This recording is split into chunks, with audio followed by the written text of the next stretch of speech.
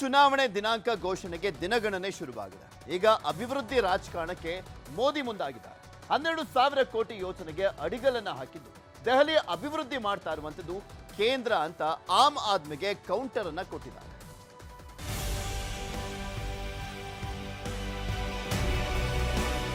ವಿಧಾನಸಭಾ ಚುನಾವಣೆಯ ಹೊತ್ತಲ್ಲಿ ದೆಹಲಿಯಲ್ಲಿ ಬಿಜೆಪಿಯು ಅಭಿವೃದ್ಧಿಯ ಮಂತ್ರ ಜಪಿಸ್ತಾ ಇದೆ.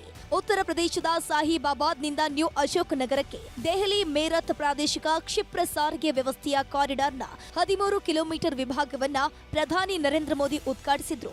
ನಂತರ ಸಾಹಿಬಾಬಾದ್ ನಿಲ್ದಾಣದಿಂದ ನ್ಯೂ ಅಶೋಕ್ ನಗರ ನಿಲ್ದಾಣದವರೆಗೆ ನಮೋ ಭಾರತ್ ಕಾರಿಡಾರ್ಗೂ ಚಾಲನೆ ಕೊಟ್ಟರು. ಮಕ್ಕಳು ಸೇರಿದಂತೆ ಸಾರ್ವಜನಿಕರೊಂದಿಗೆ ಸಂವಾದ ನಡೆಸಿದ್ರು. ಇನ್ನು ಸುಮಾರು 1,200 ಕೋಟಿ ವೆಚ್ಚದ ದೆಹಲಿ ಮೆಟ್ರೋದ 4ನೇ ಹಂತ ಜನಕಪುರಿ ಮತ್ತು ಕೃಷ್ಣ ಪಾರ್ಕ್ ಮೆಟ್ರೋ ಮಾರ್ಗವನ್ನು ಉದ್ಘಾಟಿಸಿದ್ರು. ಇದೇ ವೇಳೆ ಒಟ್ಟು 12,200 ಕೋಟಿ ರೂಪಾಯಿ ಹೆಚ್ಚು ಮೌಲ್ಯದ ವಿವಿಧ ಅಭಿವೃದ್ಧಿ ಯೋಜನೆಗಳಿಗೂ ಮೋದಿ ಶಂಕುಸ್ಥಾಪನೆ ಮಾಡಿದ್ರು.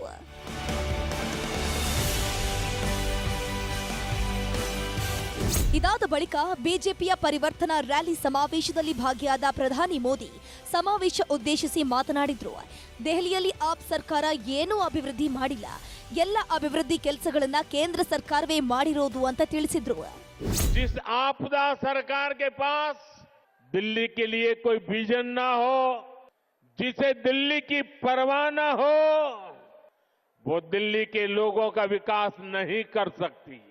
साथियों, आज भी दिल्ली को आधुनिक बनाने के लिए जितने भी काम है वो केंद्र की भाजपा सरकार ही कर रही है.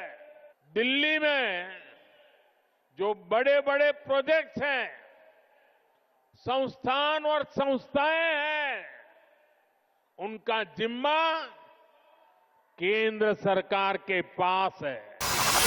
ಪ್ರಿಯಾಂಕಾ ಕೆನ್ನೆಯಂತಹ ರಸ್ತೆ ನಿರ್ಮಿಸುತ್ತೇವೆ. ಬಿಜೆಪಿ ಅಭ್ಯರ್ಥಿ ರಮೇಶ್ ಬಿಧೂರಿ ವಿವಾದಿತ ಮಾತು. ಮಾತನಾಡೋ ಭರದಲ್ಲಿ ಕಲ್ಕಾಜಿ ಕ್ಷೇತ್ರದ ಬಿಜೆಪಿ ಅಭ್ಯರ್ಥಿ ರಮೇಶ್ ಬಿಧೂರಿ ವಿವಾದಾತ್ಮಕ ಹೇಳಿಕೆ ಕೊಟ್ಟಿದ್ದಾರೆ. ಲಾಲು ಪ್ರಸಾದ್ ಹೇಳಿಕೆ ಪ್ರಸ್ತಾಪಿಸಿ ಬಿಜೆಪಿ ಗೆದ್ರೆ ಪ್ರಿಯಾಂಕಾ ಗಾಂಧಿ ಅವರ ಕೆನ್ನೆಯಂತಹ ನಯವಾದ ರಸ್ತೆಗಳನ್ನ ನಿರ್ಮಿಸುತ್ತೇನೆ ಅಂತ ಹೇಳಿರೋ ವಿಡಿಯೋ ಈಗ ಭಾರಿ ವೈರಲ್ ಆಗಿದ್ದು ಕಾಂಗ್ರೆಸ್ಸಿಗರ ಆಕ್ರೋಶಕ್ಕೆ ಕಾರಣವಾಗಿದೆ. लालू ने कहा था बिहार में कि बिहार की सड़कों को मैं हेमा मालिनी जी के गालों जैसे बना दूंगा. लालू ने झूठ बोला था, नहीं बना पाया. लेकिन मैं आपको विश्वास दिलाता हूं, जैसे ओखले की सड़कें हमने बना दिए, कालकाजी भी सुधार कैंप के सामने वाली, बराबर वाली, अंदर वाली सारी की सारी सड़कें ಪ್ರಿಯಾಂಕಾ ಗಾಂಧಿಗೆ ಗಾಲ್ ಜೈಸೆ ಜರೂರ್ ಬನಾ ದೇಂಗೆ. ರಮೇಶ್ ಬಿಧೂರಿಯ ಈ ವಿವಾದಾತ್ಮಕ ಹೇಳಿಕೆಯನ್ನ ಎಕ್ಸ್ನಲ್ಲಿ ಹಂಚಿಕೊಂಡಿರುವ ಕಾಂಗ್ರೆಸ್ ಬಿಜೆಪಿಯ ನಡವಳಿಕೆ ಇದೇನಾ ಅಂತ ಬರೆದು ಆಕ್ರೋಶ ವ್ಯಕ್ತಪಡಿಸಿದೆ.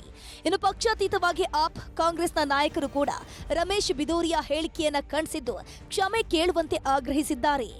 ಆದರೆ ತನ್ನ ಹೇಳಿಕೆಯನ್ನ ಸಮರ್ಥಿಸಿಕೊಂಡಿರುವ ರಮೇಶ್ ಬಿಧೂರಿ, ಇಂದು ನನ್ನ ಹೇಳಿಕೆಯಿಂದ ಕಾಂಗ್ರೆಸ್ನವರಿಗೆ ನೋವಾಗ್ತಿದ್ರೆ ಹೇಮಾ ಮಾಲಿನಿ ಅವರಿಗೆ ಆಗ ಹೇಗಾಗಿರಬಹುದು ಅಂತ ಪ್ರಶ್ನಿಸಿದ್ದಾರೆ. ಪ್ರಧಾನಿ ಮೋದಿ ಅವರು ದೆಹಲಿಯಲ್ಲಿ ವಿವಿಧ ಅಭಿವೃದ್ಧಿ ಯೋಜನೆಗಳಿಗೆ ಚಾಲನೆ ಕೊಟ್ಟಿರೋದನ್ನ ಚುನಾವಣೆ ತಂತ್ರ ಅಂತ ಕರೆದಿರುವ ಆಪ್ ದೆಹಲಿ ಮತ್ತು ಗ್ರಾಮೀಣ ಪ್ರದೇಶದ ಜನರು ನಿಮ್ಮ ಹಳೆಯ ಭರವಸೆಗಳ ಈಡೇರಿಕೆಗಾಗಿ ಇನ್ನೂ ಕಾಯುತ್ತಿದ್ದಾರೆ ಅಂತ ಎಕ್ಸ್ನಲ್ಲಿ ಟೀಕಿಸಿದ್ದಾರೆ. ಒಟ್ನಲ್ಲಿ ರಾಷ್ಟ್ರ ರಾಜಧಾನಿಯಲ್ಲಿ ಅಧಿಕಾರಕ್ಕೇರಲು ಬಿಜೆಪಿ, ಆಪ್, ಕಾಂಗ್ರೆಸ್ ಎನ್ನೆಲ್ಲದ ಕಸರತ್ತನ್ನ ಮಾಡ್ತಿದೆ. Bureau report, news 18.